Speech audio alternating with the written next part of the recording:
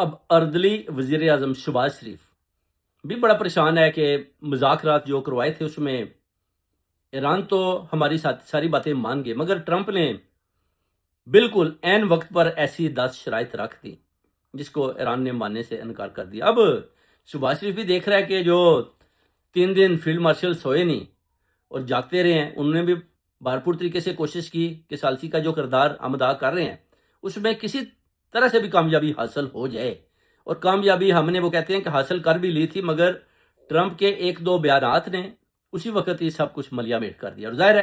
اب ٹرمپ ہے، اس کو وہ چیلنج بھی نہیں کر سکتے کہ بھائی ہم نے تو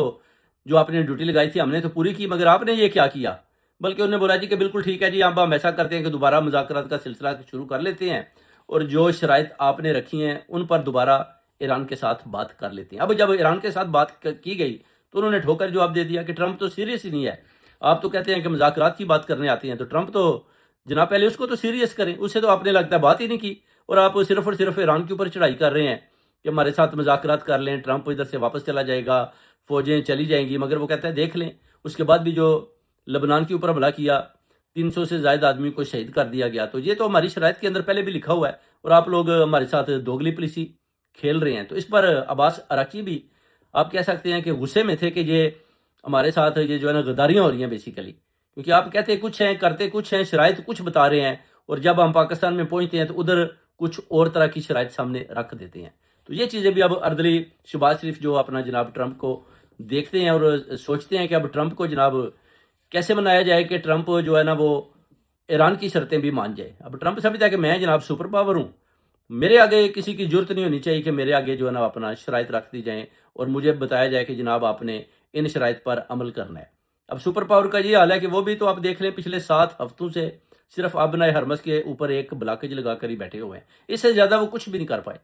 نہ وہ سعودیہ کو بچا پائے، نہ وہ یو اے کو پروٹیکٹ کر پائے، اور نہ ہی اپنے امریکن فوجی اڈے جو 13 کی تعداد رکھتے ہیں ان میں ان کو بچا پائے، بلکہ ادھر سے بھی فوجی بھاگ بھاگ کر سائپرس اور دوسرے ممالک کی طرف روانہ ہو جاتے ہیں۔ اور اب جو فوج ادھر سے نہیں لائے ہیں کہ جناب یہ پہلی شاید تھک چکی ہے، تو ان کو آبنائے حرمز کے اوپر بلاگی لگا کے بٹھا دیتے ہیں۔ تو اب ادھر دیکھ رہے ہیں کہ ادھر کیا کرنا ہے۔ پہلے کہتے تھے بڑی فوج بھی لے کر آ رہے ہیں، فضائی حملے بھی کریں گے، اڑا کر رکھ دیں گے، کچھ بھی نہیں ہوا۔ صرف اور صرف وہ کہتے ہیں نا کہ بس تگڑے تگڑے بیان دیے گئے، ان کو تڑیاں لگائیں گی، مگر ایران والوں نے آگے سے کسی قسم کا بھی ان کا پریشر برداشت نہیں کیا۔ وہ کہتے ہیں کوئی پرابلم نہیں، آپ آئیں، آپ کو دیکھ لیتے ہیں۔ بڑی جرت مندی کے ساتھ اور دلیری کے ساتھ ایران نے آگے سے مقابلہ کیا اور دنیا میں ایک جرت مندی کی مثال قائم کر